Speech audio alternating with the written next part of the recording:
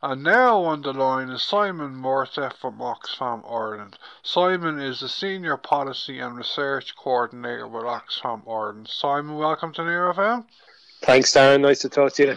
Okay, Simon, I know that for what must be around 10 years now, that yourselves and Oxfam have been releasing a report on inequality at or to coincide with the main World Economic Forum meetings in Davos every January.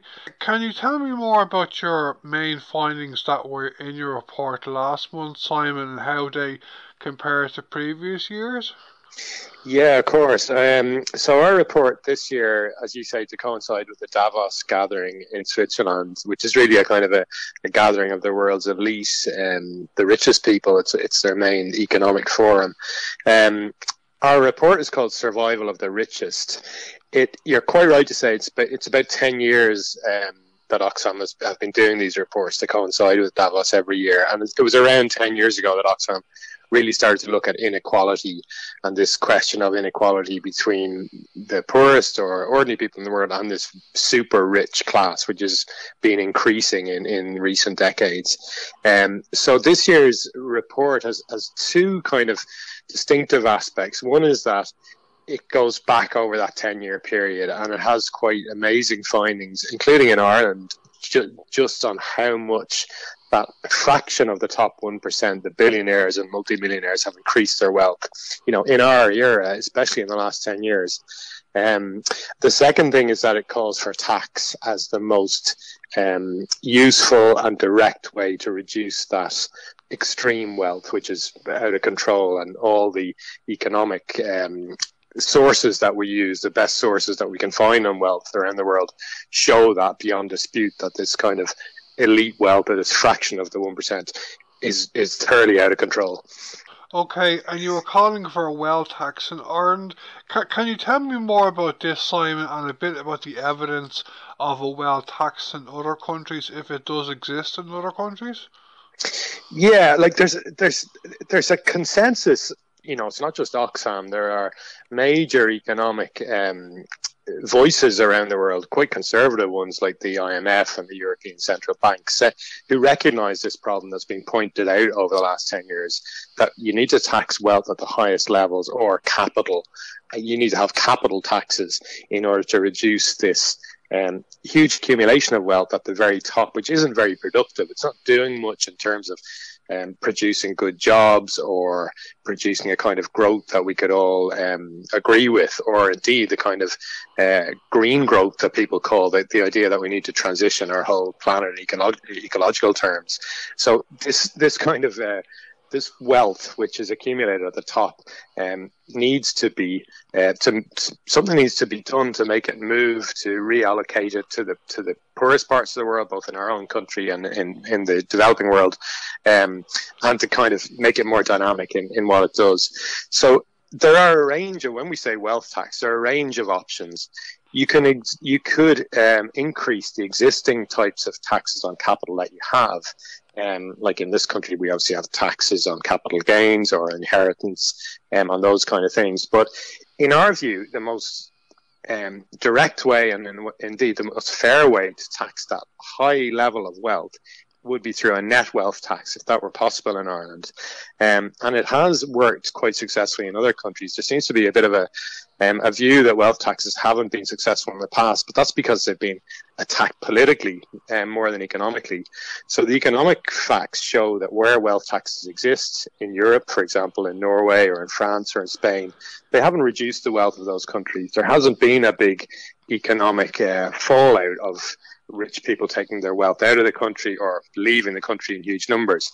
In fact, inequality has reduced in those countries, and the overall wealth hasn't reduced. So we're open in the report. There are a whole range of taxes that could be put on the highest earners, on the most wealthy people. But a net wealth tax is the main model that's suggested in the report. And it would be interesting to see if we have a further national conversation about this, how it would work, who would benefit, how it would make our society a fairer and better place. Okay, I get most of my news from social media. Can you tell me, Simon, if yourselves in Oxfam Ireland and Oxfam in general around the world were happy with the media response to your report last month compared to the media coverage of it in previous years? Yeah, I think so. Like, we do get a lot of coverage of this report across the world and in Ireland. I mean, in my time in Oxfam, it's been a big impact, right across the media and also in politics. I mean, the Taoiseach was asked to comment on it a couple of times in the Dáil, and he had to kind of, you know, respond to this issue, which we're trying to point out, really huge inequalities across the world as well as in our own country. The fact that we looked at tax in particular in this report and we wanted to concentrate on tax as a means of reducing that extreme wealth and what it could do in terms of transformation of poverty and social transformation, again, both in Ireland and in other countries. That made it a bit more political. So we did get some kind of response from people who are hostile to the idea, both in newspapers and in politics. But that helped in the sense that we were able to clarify what we mean by these taxes, which, are really aimed at being as progressive as possible. So, it doesn't try and tax people who have a little bit of wealth or have saved up wealth in their house. It's really people at the highest levels, the multimillionaires, people who, in Ireland, there's a small group of people who have more than 50 million in net terms.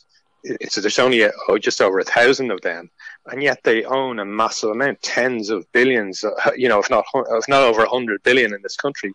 While we know the problems that we have in terms of people, 11,000 people homeless now in this country, people left on hospital trolleys and so on. So, our view is that, you have to look at this extreme level of wealth and reallocate their wealth effectively. And that, historically, this is the other thing that the report shows, that was always normal to do. Right throughout the 20th century, there were taxes on high wealth. It didn't, it created more equal, more decent societies. And that's what we're trying to get back to. And that's what we're trying to show in this report. And you had an event with politicians outside the Dáil a couple of days ago, didn't you? Yeah, well, actually, in the Dáil, we were invited in to present the report, and again, because there had been a good bit of debate about it in the Dáil in particular, just to clarify what we meant in the report, where our sources of where our methodology came from, and to just I showed actual graphs in the report. I'd really recommend, if people are interested in this, just to look at the report. It's on Oxfam's websites, so it's called Survival of the Richest. But I think what's amazing are the actual graphs in the report. They just show, in my lifetime anyway, in the mid-1980s, billionaires, they had $500 billion in wealth overall. Still quite a lot, but then you see the graph really rising like a mountain, to a level of 30 trillion or just under 30 trillion last year. And that's an incredible amount of wealth flowing to this tiny fraction of people worldwide. And that's adjusted for inflation. That's not just that their wealth increased because of inflation. That's in real terms. And it's just an incredible amount of wealth in our system, which has gone to this tiny group of people.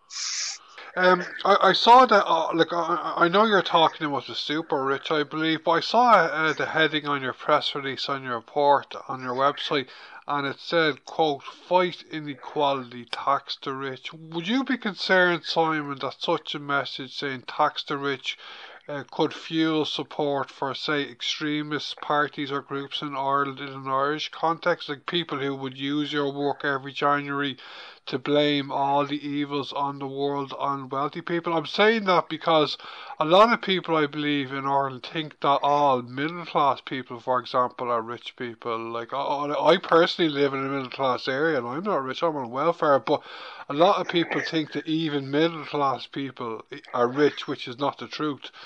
But would you be concerned about that, like? Not really, no, because I think that what we're talking about is quite clear if you read, including our press release. We're talking about a tiny percentage of populations which own a lot of wealth.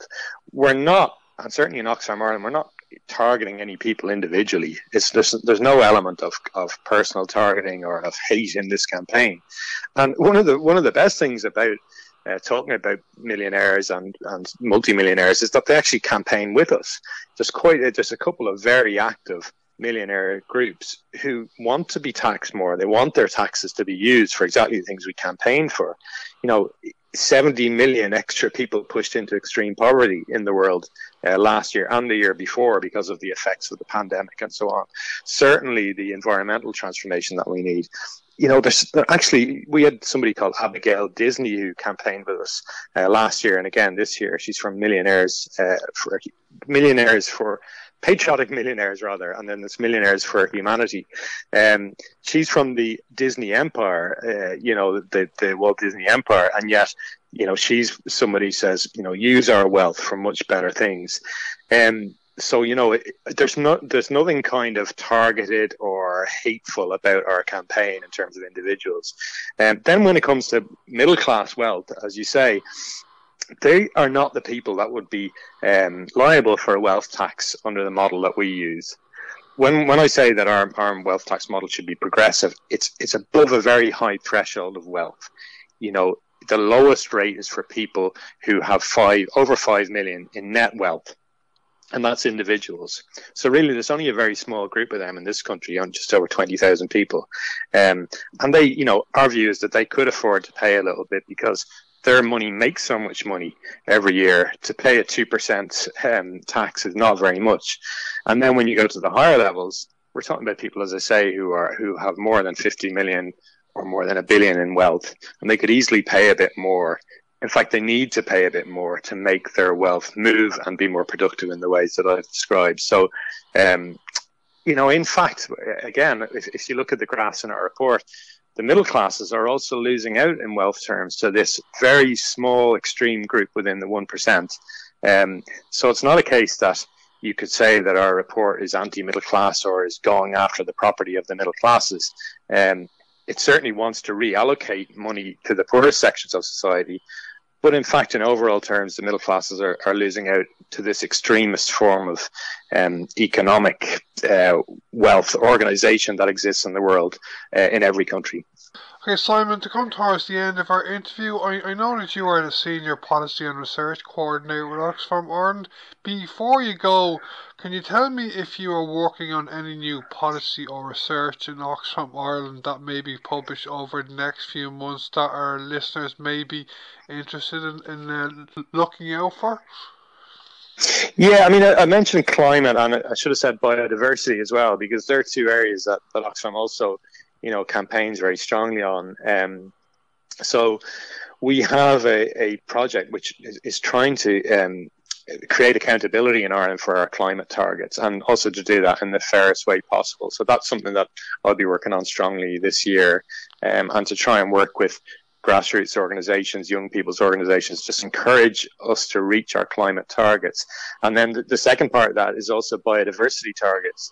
We have a new global plan that we need to reach in Ireland, and we're quite positive about that we can actually do both at once and make sure that we make people understand the importance of protecting our biodiversity while we reach our climate plans, and again bringing as many people along on that as we can. So they're probably the two things that I would draw to people's attention, because again I think they're quite positive. These are things that we can do successfully. We know how important it is to do this across the world, because some of the communities we work with are suffering from climate breakdown and the breakdown of biodiversity, breakdown of their food systems. And where we want to start in Oxfam Ireland is at home first, and really reach those targets in those areas. So that's what I'll be concentrating on after this Davos report. So so just watch out on our website and on our social media for all that. Well, just before you go, a new global plan, that's COP15, is it? Yeah, that's good. The biodiversity COP15 and the 30 by 30 targets. They're the things we'll really be trying to push in Ireland, that we achieve those targets with the under the plan that our Minister for Heritage will bring out.